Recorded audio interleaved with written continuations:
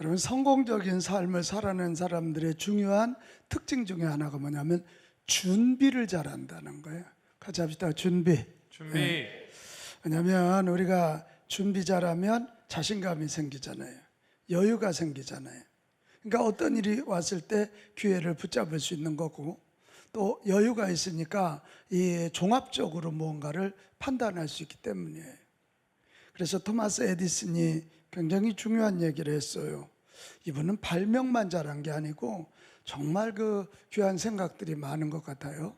기회가 준비를 만났을 때 무슨 행운?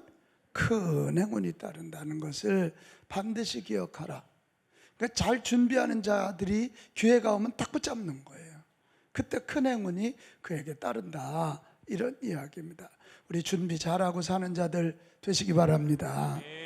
정말 재주도 많고 여건 환경이 좋은데 준비 안 해가지고 망하는 사람들이 참 많아요. 성경도 준비를 강하게 가르칩니다. 역대상 22장 3절에 보면 다윗이 또 문짝목과 거멀 못에 이 쓸 철을 많이 준비하고 또 무게를 달 수 없을 만큼 심이 많은 놋을 준비하고 이래요. 그래서 성전이 만들어집니다. 솔로몬 때. 마가복음 14장 15절에도 보면 그리하면 자리를 펴고 준비한 큰 다락방을 보이리니 거기서 우리를 위하여 준비하라 하시니, 이게 최후의 만찬을 예수님이 준비하라. 이 마가다락방에서 최후의 만찬하시고 예수님 부활 승천하시고 거기에서 다시 모여서 성령의 강력한 기름 부음을 받는 것입니다. 이 준비의 열매입니다. 에베소서 6장 15절 평안에 복음이 준비한 것으로 신을 신고 그냥 다니는 거 아닙니다. 하나님 앞에 나와 그분의 통치, 하나님 나라를 경험하면 그때 비로소 우리는 어떻게 해요? 평안, 희락, 할렐루야, 이게 하나님 나라죠. 의, 평강, 희락, 이걸 누리는 거라는 거예요. 그걸 누리면서 어떤 상황의 변화가 와도 담대하게 평안하게 이 세상을 향해 나아가니까 그들이 세상에 하나님의 나라의 축복의 통로가 된다, 이런 얘기. 우리 준비 잘하고 삽시다. 준비 잘하고 삽시다. 여러분, 성탄이 얼마나 대단한 겁니까? 하나님이 하늘 보좌를 버리고 이 땅에 오신다는 거잖아요. 전능하신 하나님이 어린아이의 모습으로 오신대요. 그분이 말고요 가장 낮은 곳에, 그래서 우리도 누구나 만날 수 있는 분으로 오신대. 성탄은 기적 중에 기적이고 이적 중에 이적인 줄로 믿습니다. 그래서 그 예수님의 오심을 맞이할 때 어떤 일이 일어나요? BC와 AD가 나누어져요. 예수님 오신 일이 얼마나 엄청난지, Before Christ, 예수님이 오시기 전과 역사가 아노 도미네, 예수님이 오신 후가 나누어진다니까요. 이게 엄청난 거예요. 근데 이 엄청난 성탄을 준비 잘해서 만난 자가 있고 준비하지 못해서 정말 만날 수 있는데 못 만난 사람들이 있습니다. 우리는 성탄절 그럴 때 마리아와 요셉, 동방박사, 목자, 시몬과 안나, 다 준비한 사람들이에요. 다 믿음을 준비한 사람들이고 늘 사모하고 기도를 준비한 사람들이라. 그런데 오늘 우리가 보려고 하는 건 가장 예수님 가까이 있었는데 이 예수님의 탄생을 못 맞이한 사람들이 있다고요. 준비하지 못했어요. 그 사람들 좀 오늘 보려고 그래요. 가슴을 칠 일이에요. 그때는 몰랐는데 오늘 우리가 성경을 보면 세상에 보물을 옆에다 두고 자기 옆에다가, 이렇게 해야 이해가 빨라, 자기 옆에다가 1,000억을 쌓아두고 구걸하러 다녀. 느낌 하나도 없네. 너무 컸다, 1,000억이. 그럼 좀 줄여보자. 자기 옆에다가 5천만 원을 두고 얻어먹으러 다녀. 이게 그런 사람들이 오늘 있어서요, 그이들을 보면서 우리도 이런 실수하지 말고 준비 잘하여 2024년 성탄절에 예수님 제대로 맞이하자. 할렐루야. 그런 말씀 전하려고 그래요. 특별히 지금 2024년은 참 우리가 마음이 아파요. 나라의 현실이, 세계의 현실이. 어떻게 이런 일이 일어날 수 있는지 또 모르겠잖아요. 이때 우리가 알아야 될 건 뭐예요? 어떤 정치제도도 안 되는구나, 어떤 권력자도 안 되는구나, 오직 하나님이 오셔서 통치하셔야 되는구나. 창조 질서만이 이 사회를 구원할 수 있는 거고, 하나님의 은혜만이 구원할 수 있는 거구나. 그래서 주여 2024년 주 소망 중에 주님을 고대합니다. 소망 중에 주님을 고대합니다. 주님, 이 나라 이 민족에 오셔서 자비를 베풀어 주시옵시고, 한국교회와 우리 가정, 우리의 삶 가운데 오셔서 우리를 통치하여 주시옵소서. 이걸 바라는 게 2024년 정말 중요한 성탄절입니다. 이렇게 중요한 성탄절을 맞이하지 못해서, 준비하지 않아서 맞이하지 못해 가슴을 친 사람들이 있으니 그 첫 번째가 누구냐? 헤롯 임금이에요. 헤롯 왕. 그는 당시 유대 땅을 통치하고 있는 왕으로서 메시아가 탄생했다는 걸 분명하고도 똑똑하게 동방박사들을 통해서 들었단 말이에요. 자, 1절 2절 헤롯 왕 때에 베들레헴에 예수님이 나셨어요. 동방박사들이 와서 물었어요. 유대인의 왕으로 나시니까 어디 있습니까? 분명히 들었거든. 좀 알려주세요. 이 얘기가 헤롯 임금한테 들어갔다고요. 여기서 유대인의 왕은 구약 성경에 약속된 메시아 아니요? 우리를 죄와 사망에서 지옥에서 구원하실 메시아 아니냐고요. 나에게 하늘나라를 보여줄 메시아예요. 내 삶의 모든 문제에 해답이 되고 생명의 주가 되시는 메시아, 이 메시아를 헤롯 임금이 들었단 말이에요. 그분이 탄생했다는 거. 근데 그는 못 만나요. 자, 7절 8절로 가보면 이 아기 예수를 만나는 대신에 별일을 다 해요. 박사들을 불러서 어딘지 좀 알려줘, 나도 가서 경배할게. 근데 이 헤롯이 진짜 아기 예수를 경배하려고 한 게 아니라, 내 맞상대가 나타났단 말이야. 내가 왕인데 감히 왕이 어디 있어? 그 메시아를 죽이려고 드는 거죠. 그래서 하나님이 그의 마음을 아시고 뭐예요? 박사들에게 끌려가면 안 된다, 너희들 죽는다. 그래서 돌아가요. 했더니 16절, 야, 무서운 죄를 범하고 있습니다. 헤롯이 박사들에게 속은 줄 알고 심히 놓아요. 사람들을 베들레헴과 그 주변에 보내서 2살 이하 어린 남자아이들을 다 죽여요. 생명을 구하러 오신 메시아, 그래서 그 메시아를 우리가 맞이하고 경배를 드려야 되는데 이 헤롯이 2살 이하 애들을 다 죽인다니까요. 사내 아이들을 다 싹을 다 잘라버리는. 그럼 너무 아쉽지 않아요? 메시아를 맞아들여 구원받아야 할, 복을 받아야 할 이 사람이 도리어 큰 죄를 범해요. 2살 이하 그 아이들이 무슨 잘못이 있다고 다 죽이냐 말이에요. 왜 그랬을까? 오늘 이제 여기서 우리가 배워야 돼요. 이 헤롯은 여전히 내가 이 땅의 왕이다. 무슨 예수가 왕이야? 그러니까 이 하나님에 대해서, 하나님이 나의 주인이요 당신이 통치자라는 믿음 준비를 못한 거예요.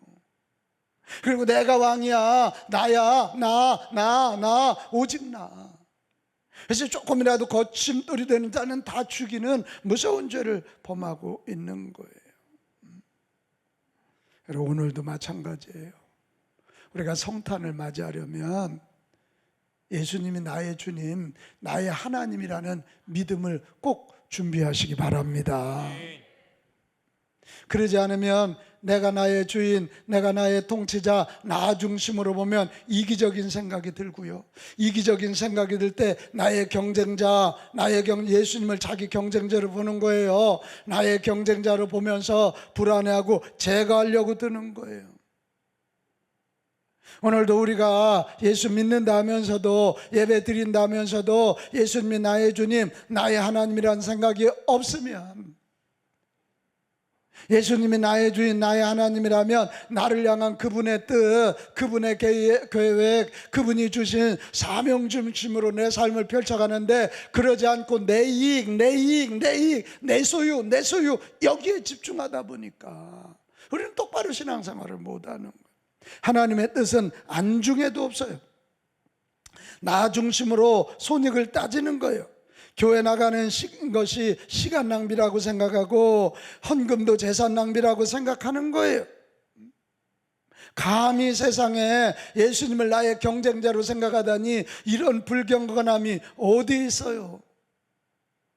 요즘은 안 그렇겠지만 옛날에는 자기 부인 교회 나가고 남편 안 나가면, 너 교회 나가면 뭐 밥이 생기냐 떡이 생기냐, 왜 밥만 생기고 떡만 생겨? 하늘나라가 생기지. 그리고 뒤에 붙이는 말이 아주 무서워 죽겠어요. 목사하고 가서 살으라고. 나 한 여자면 충분해요. 무서워 죽겠어. 아주 무서워 죽겠어. 이게 그 믿음 없는 남편들이 예수님을 경쟁자로 생각하는 거예요. 이런 아주 말도 안 되는 짓을 하는 거예요. 여러분, 우리 예수 믿때 예수님이 나의 주님, 나의 하나님, 나의 통치자로 왕으로 제대로 믿읍시다. 적당히 믿지 마요. 적당히 믿으면요 손익을 따져요. 교회에서 뭐 해준 게 뭐가 있어? 아까 정효희 권사님 고백했잖아요. 교회는 사랑받기 위해서 왔지만 결국은 훈련받아 사랑하기 위하여 사는 사람으로 바뀌는 곳이에요. 여기가. 그게 나중에 상급의 이유가 되고, 그렇게 해야 내가 단단하고, 그렇게 해야 내가 풍성한 인생 되고, 그렇게 해야 하나님이 기뻐하시기 때문에 그렇잖아요.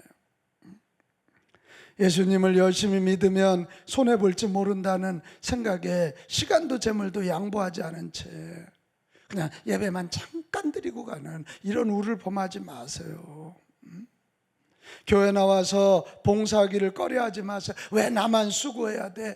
여러분이 안 하면 누군가 해야 돼. 누군가 해야 돼. 제가 죄송한 얘기지만 요즘 조금 이 오른쪽에 엘보가 왔어요. 그러니까 자꾸 미안하게 이 손이 쓰게 돼 있어. 이 손. 그런 거예요.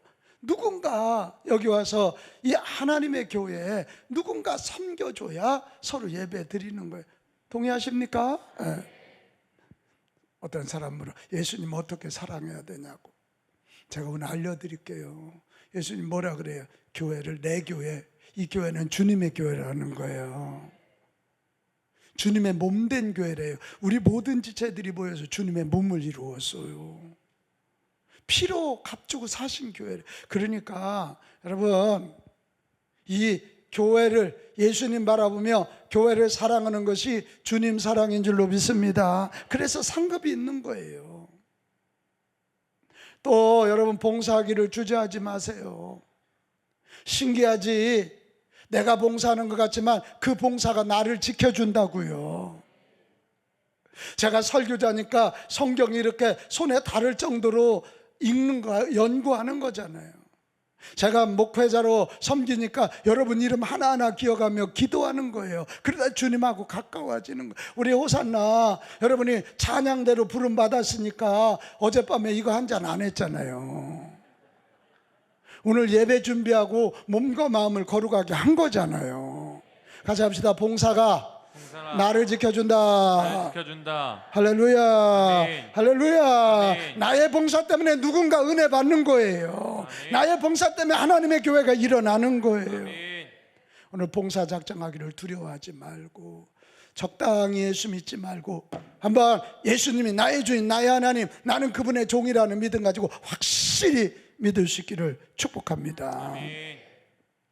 헤롯처럼 이기심 때문에 예수님 옆에 있는데도 못 만나, 왕이니까 한번 가자 그러면 말 타고 떠그덕떠그덕 하면서 얼마든지 가서 예수님 만날 수 있었는데 이기심 때문에 못 만나고 도리어 죄를 범한 거 아니에요. 마태복음 19장 21절 22절에 보면 한 부자 청년이 예수님을 찾아와요. 예수님, 제가 어떻게 해야 예수님을 따라가서 영생을 얻을까요? 그랬더니 예수님이 하는 얘기가 네 소유 다 팔아가지고 가난한 자에게 줘라. 그리고 와서 나를 따르라. 그랬더니 그 청년이 재물이 많으므로 근심해서 돌아갔다는 거예요. 무서워 죽겠죠? 이런 얘기 들으면. 아무도 아멘 안 하잖아, 그죠? 다 그렇게 얘기하는 건 아니에요. 이 사람은, 이 청년은 이 돈이 많아서 돈이 하나님인 거예요. 돈이 그의 주인이니까 예수님이 그거 하시고 너 그거 정리하지 않는 한 영생의 길에 못 들어가, 이 얘기거든. 헤롯은 왕이라는 권력 때문에 이기심이 발동된 거예요. 여기는 저와 여러분도 예수님이 나의 주님, 나의 하나님이라고 하는 생각을 갖지 못하게 하는 그런 이기심의 뿌리가 뭔지를 잘 알고 뽑아버리시기를 바랍니다. 어떤 이는 지식일 수도 있고요, 어떤 이는 권력일 수도 있고요, 어떤 이는 돈일 수도 있어요. 그 다음에 두 번째, 진짜 가슴을 칠만한 사람이 서기관들이에요. 같이 합시다. 서기관. 이들은 당대 대표적인 종교 지도자들이었거든요. 헤롯 왕이 박사들의 이야기를 듣고 물어본 사람들이 바로 서기관들. 왜? 그들은 성경을 연구한, 요즘으로 말하면 신학자들이고 목회자들이었거든요.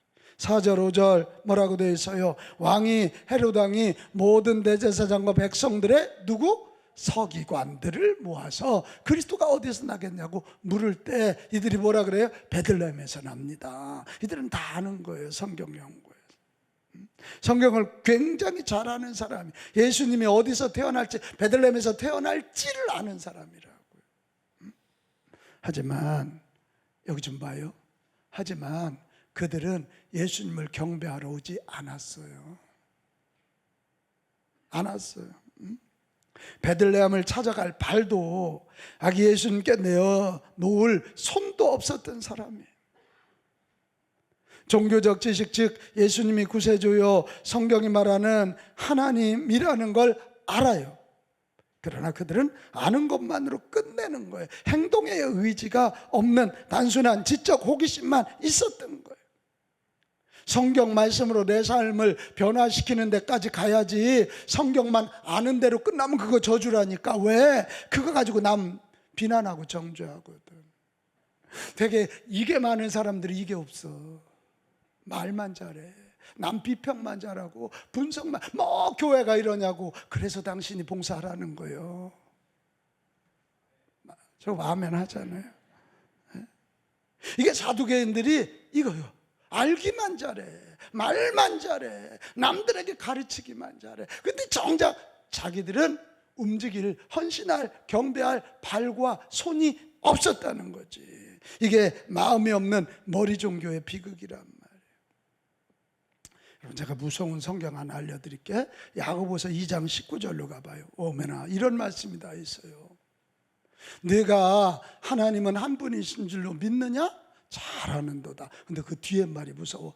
귀신들도 믿는다는 거예요. 예수님 오셨을 때 귀신들도 예수님 보면서 하나님의 아들이여 거룩한 자 왜 나를 괴롭혀? 귀신들도 알아봐. 근데 진정한 신앙인들은 예수님을 알고 나의 주님, 나의 하나님으로 믿고 경배하는 자들이지만 귀신들은 떠나가는 거예요. 머리로만 알고 입으로만 아는 자들, 귀신들도 그건 안다는 거예요. 귀신들도. 야고보서 2장 26절, 영혼 없는 몸이 죽은 것 같이 뭐가 없는 믿음? 행함이 없는 믿음이 죽은 것이래. 사두개인들처럼 성경만 알고 하나님 말씀만 아는 것으로 끝내면 안 된다는 거지. 여러분, 아기 예수님의 탄생, 메시아의 탄생, 이 땅에 오셔서 하나님 나라를 주실 예수님 맞기 원하거든. 행동하는 의지적 믿음까지 준비하시기 바랍니다. 그래야 돼. 그래야 돼.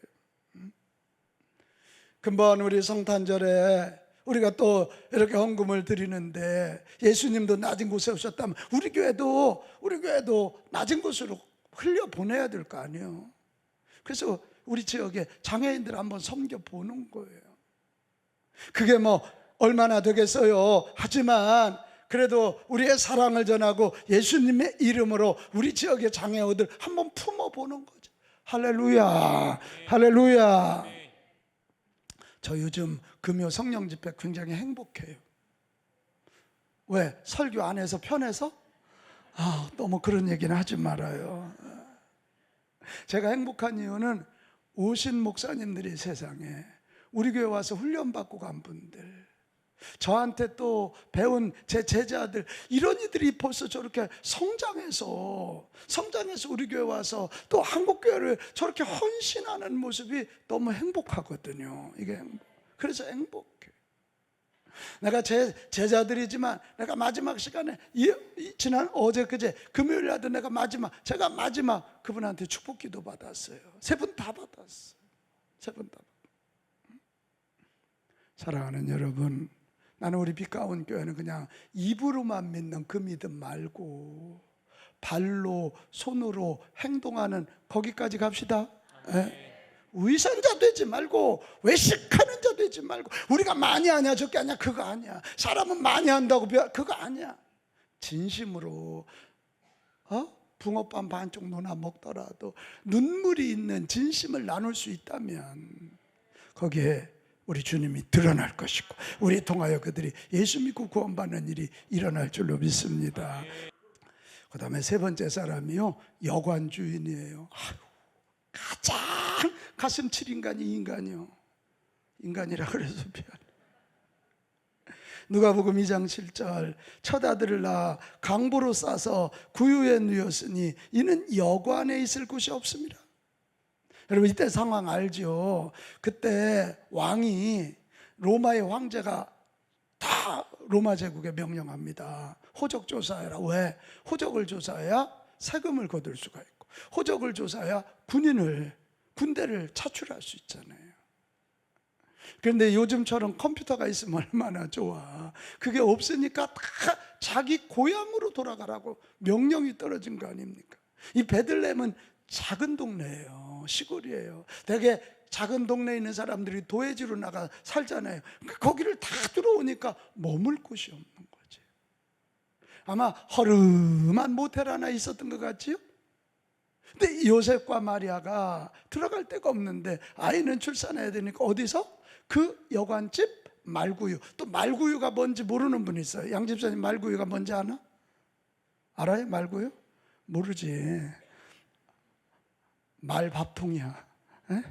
옛날 말구유, 소구유 그러면 이렇게 해놓고 거기다 먹을 거 다 얹어주거든. 그럼 그거 먹는, 그게 이게 굉장히 커요. 거기에 아기 예수님을 놔서 보자기에 싸서 뉘어놓은 거죠. 여러분 이 여관집 주인은 예수님 탄생을 가장 가까이에서 본 사람. 마리아하고 요셉, 아버지 엄마 빼놓고는 가장 가까이, 목동들보다도 동방박사들보다도 가장 먼저 가장 가까이에서 봤어요. 그런데 어떻게? 그 예수님을 구주로 경배하지 못하고 있잖아요. 역사를 BC와 AD로 나누시는 분, 온 세상을 창조하시고 통치하시는 그분이 우리 집 말구유에서 태어났는데도 몰라보잖아. 이게 몰라보잖아요. 왜 그랬을까? 여러분 왜 그랬을까? 여러 가지 이유가 있겠지. 하나는 그가 성경 지식이 없었을 수도 있어요. 근데 그에게 가장 중요한 건 오늘 우리가 들어야 할 말씀이거든. 바빠서야. 해답은 바빠서. 뭐해서? 바빠. 야, 대목이다. 이때 돈 좀 더 벌어야지. 이때 손님이라도 하나 더 해야지. 이왕이면 저 돈 있는 사람에서 여관비 좀 많이 받아야지. 바빠. 바빠서 그런 거예요. 바빠서 예수님에게 조금도 마음을 줄 수 없는 거예요. 오늘도 먹고 사느라고 바빠서 예수님을 못 믿는 사람들, 일상적 삶에 도취되어서 무엇이 더 중요한지를 망각하고 사는 사람들, 자기가 죄인인 것을 망각하고 자기 죄의 문제 해결하려고 이 땅에 오신 예수님의 십자가를 망각하고 사는 사람들, 그분 앞에서 마지막 심판받는다는 걸 잊어버리고 사는 사람들이 너무 많아요. 이유가 뭐라고? 바빠서. 여러분 우리 열심히 살아야 돼요. 그러나 주님 안에서 열심히 사시기 바랍니다. 주님 안에서 열심히 살아야 돼요. 주님이 주신 사명을 위해서 열심히 살아야지. 그냥 바쁘게 살다 보면 내 영이 죽어요. 그냥 막 무턱대고 살다 보면 내 몸이 병들어요. 이 폴 워시라고 하는 이분이 바쁜 삶에 대하여 이런 책을 썼는데 아우 무서운 얘기예요. 이 폴 박사가 전 세계에 다니면서 가장 많이 듣는 이야기가 바쁘다. 우리도 많이 들어요. 아이고 바빠, 아이고 바빠. 이 바쁨은 우리의 삶에 무서운 영향을 미칩니다. 요 다음이 무서워. 바쁨은 마귀 그 자체입니다. 사회에도 교회 공동체에도 많은 피해를 주기 때문입니다. 이 바쁨을 극복하려면 우선순위를 정하는데 하나님이 내게 주신 사명, 내게 주신 관계에 먼저 집중하시기를 바랍니다. 아멘. 바쁘다고 주일 예배 한번 빼먹네? 그럼 회복하려면 2주 걸려. 꼭 2배요. 2주 빼먹어 4주 걸려. 그러다 보면 어느 순간 아주 핑계도 또 잘 돼요. 꼭 교회 나가야 하나님 계시나? 그러면 집에서 예배 드리나? 아주 흔들기도 잘해요 또. 영이 죽는 거예요. 여러분 주님 안에서 바쁘게 살되 주님 안에서 사명 중심으로 바쁘시기를 바랍니다. 아멘 합시다. 아멘 합시다. 나는 빛 가운 가족들 열심히 살기를 바라요. 그러나 주님 안에서. 아멘. 아멘. 아이고 우리 연애할 때는 조금 지나서요. 시집장가 가봐라. 그 무서운 우리 집에 독재자가 계셔. 이 애들 아이고 애들 조금 키워놓고 시집장가 보내봐. 또 해봐줘야 돼. 그다음에 어느새 나도 모르게 아이고 그래 아이고 뚜둑소리 나기 시작하고. 그렇게 하면 안 돼. 먼저 하나님께 예배하고 먼저 사명 중심으로 그렇게 살아가는 모습을 우리 자녀들에게 보여주는 게 가장 큰 선물인 줄로 믿습니다. 그래서 주일 성수를 그렇게 가르치는 거예요. 모든 시간의 첫 시간 새벽기도, 물질의 첫거 11조. 그래서 먼저 그의 나라와 그의 의를 구하라 이렇게 가르치는 거예요. 오늘도 여러분 바쁘면 주님 못 만나요. 누가복음 14장에 보면 무서운 얘기가 나와요. 이게 천국 비유인데요. 누가복음 14장 21절에 보면 큰 잔치를 벌여놨어요. 그런데 사람들을 이렇게 초청을 했어요. 누구누구 초대. 그랬더니 장가가야서 못 오고 밭갈아야서 못 오고 소 키워야 못 오고. 그러니까 여기 뭐라고 돼 있어요? 이에 집주인이 뭐하여? 노하여. 하나님이 노하신대요. 천국 비유니까 주인이 하나님이시죠. 이래서 못하고 저래서 못하고 이것 때문에 못하고 저것 때문에 못하고 하나님이 도와신다는 거예요. 그래서 대신 뭐요?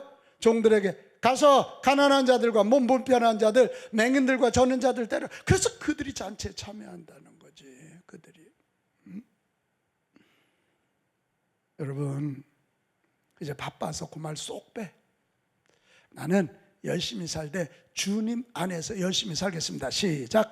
나는 열심히 살되 주님 안에서 열심히 살겠습니다. 할렐루야. 할렐루야. 그래서 새벽기도, 주일 성수 이게 다 우선 순위의 원리를 가르치는 훈련이야. 훈련.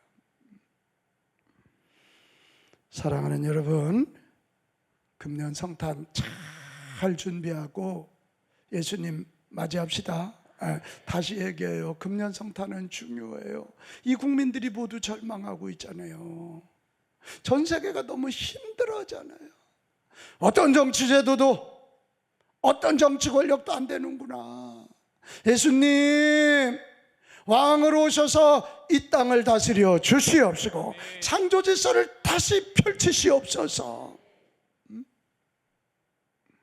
이런 성탄이 돼야 되는데 혹시 헤로드 왕처럼 이기심 때문에 주님을 인정하지 않아서 관심조차 안 쓴다면 어떻게 되겠어요?